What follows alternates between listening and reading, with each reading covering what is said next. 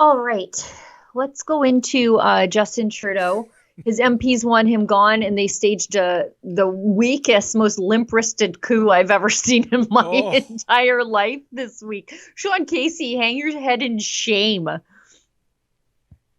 yeah, 100%, Sheila. That might be the most pathetic mutiny in the history of mutinies.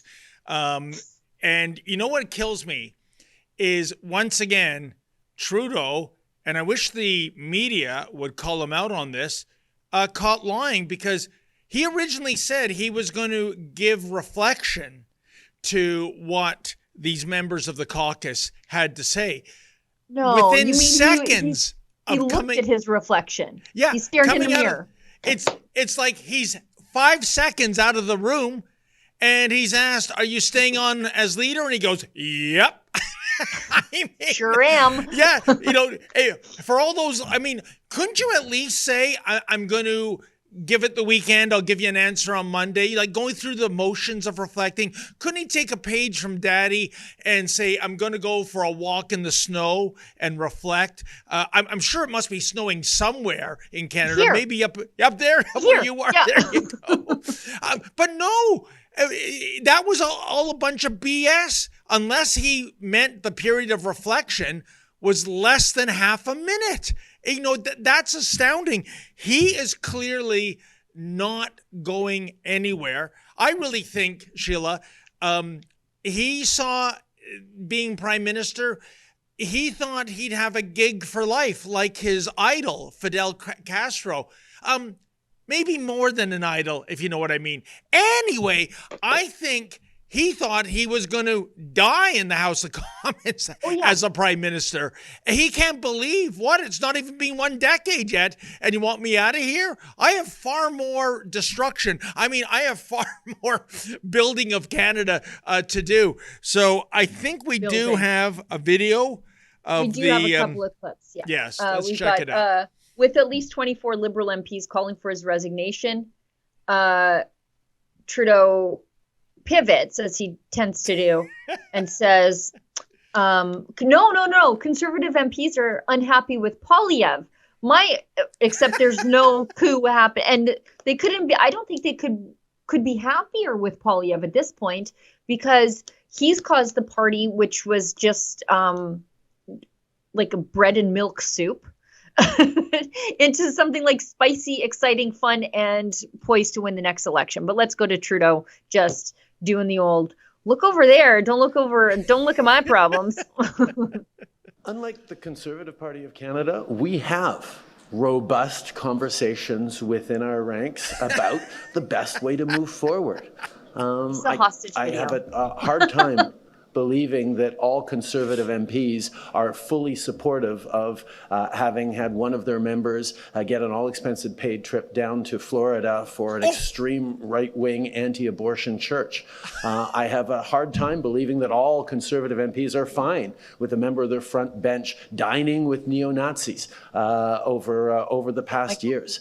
I have a really hard time believing that all Conservative members are perfectly fine with their leader politicizing issues around national security, but refusing to get a security clearance to be able to actually deal with foreign interference. In the Liberal Party, we talk amongst ourselves. We share our perspectives. We're open about our united desire to make sure that Pierre Poilievre doesn't get the chance to cut the programs and services that Canadians are relying on in this time of affordability crises. So yeah, we're going to continue to have great conversations about what is the best way to take on Pierre Poilievre in the next election, but that'll happen with me as leader going into the next election. Yeah, well, you know what? That won't be the best way with you as leader, according to the polls and according to your popularity, namely the most hated prime minister since 1968. I think 38% for Justin Trudeau. Second place at 21%. I don't know. And Sheila, I want to hear what you have to say, but two things just jumped out. This guy is blowing the whistle on an all expenses paid trip to anywhere. And Florida? This guy is talking about politicizing issues attached to national security. Oh, pot meet kettle, kettle meet pot. Well, yeah, and someone should ask, maybe we can dig up the clip of, because it just went viral the last couple of days, of Michael Chong absolutely handing Trudeau his ass in the House of Commons over this issue. Because you know who doesn't have security clearance but gets these briefings anyway? Trudeau. Mm. He has not submitted to the same security clearance that he is expecting Pierre Poilievre to submit himself to. And as Michael Chong rightly points out, Michael Chong got the security briefing because he's the target of foreign interference. He finally got the security briefing after the story broke in the Globe and Mail. And then they're like, oh, dang, maybe we better do something about this, after they've known since at least 2021 that he was a target. So they briefed Michael Chong, and Michael Chong cites the portion of the law that says you can brief a target. You can waive the security clearance, but the security clearance is important to Trudeau because it muzzles Poilievre going forward. So Poilievre can't go to the media and say, they've been getting help from China since 2019 or 2015 or however, and I've seen it. They don't want him to say that. So whatever is in those security briefings, very, very bad for the Liberals because they are insisting on this muzzle going forward. But what was visually important there, besides the fact that that looked like a hostage video for some of those MPs in the background, was, could you name any of them in the background? Like, if you weren't a political watcher, could you name any of them in the background? Great question, Sheila. I didn't see. If you did you see a cabinet minister in the bunch? No, you'd think at the very least Fraulein Freeland would be there, but Nope, she's AWOL too. Not a cabinet minister in the bunch. I don't know who's in the background there. At first, I thought it was the house flipper, Noor Mohammed, but I'm not sure. But these guys, if you were not, there's the guy who called Indigenous women awful names in the corner. You see half his face from the East. But if you didn't know, like if you weren't an avid political watcher like I am, you would think that he just grabbed 6 random people from the street and said, can you stand behind me for a second? I need to do a press conference. You have no idea who these people are. And I think it is very telling that there are no cabinet ministers there. If I were Justin Trudeau these days, I wouldn't want anyone standing behind me. You know, I'm thinking along the lines of et tu, Brute. Yeah, don't put that millstone around my neck. Thank you very much. Maybe, Olivia, do we dig it up? Michael Chong in the House of Commons. I had it on my X account. There it is. Okay, let's watch this. Because Trudeau, this is a stupid man getting his ass handed to him by a smarter man. Because Michael Chong stood up and answered this accusation from Justin Trudeau. And he's exactly the right guy to do it because he was the target of Chinese meddling. The Liberals withheld the information against him, or not against him, but the information of the Chinese acting against Michael Chong for political expediency. And then Michael Chong was briefed and got, despite not undergoing the security clearance that Justin Trudeau wants Poilievre to submit to. So just look at this. I don't even think Justin Trudeau is bright enough to understand what just happened to him in this clip.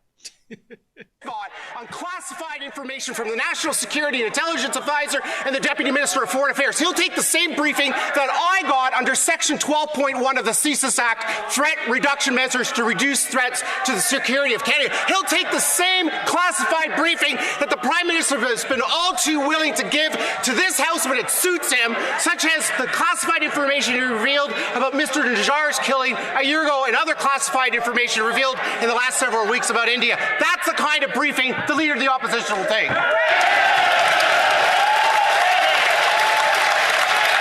we can just show maybe we can go back to the very, very beginning, because he points out that Justin Trudeau's National Security Advisor and the Deputy Minister at Foreign Affairs leaked classified information to the Washington Post. And that's when he said, we'll take the same security briefing as the National Post got, or the Washington Post got. Thank you very much. Wow. Anyway, here we go. We'll just watch this. Go. Got unclassified information from the National Security and Intelligence Advisor and the Deputy Minister of Foreign Affairs. He'll take the same briefing that I got under Section 12.1 of the I think that maybe it cuts off too soon. But anyways, the first part is he said, the leader of the opposition will take the same security briefing that the Washington Post got.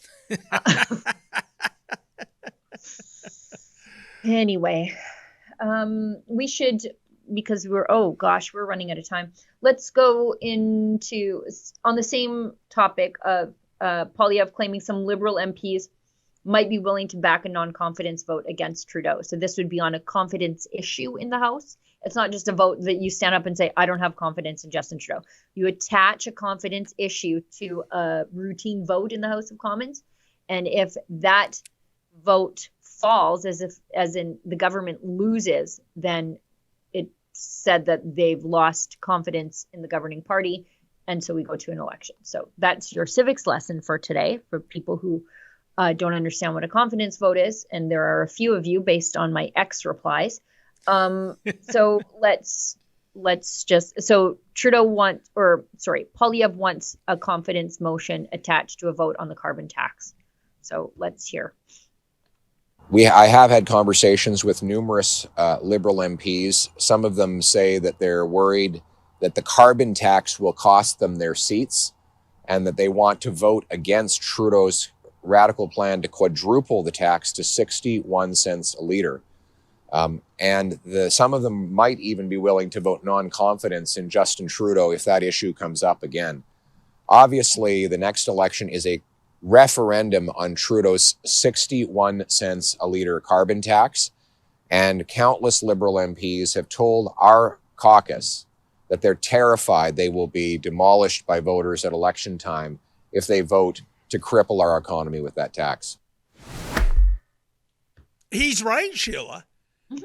You know, already, I mean, we talked about this before. Our lovely friend of the Taxpayers Federation, Chris Sims, it was at Rebel Live Calgary earlier this month, talking about if you're driving a minivan, $13 of that fill up is carbon tax.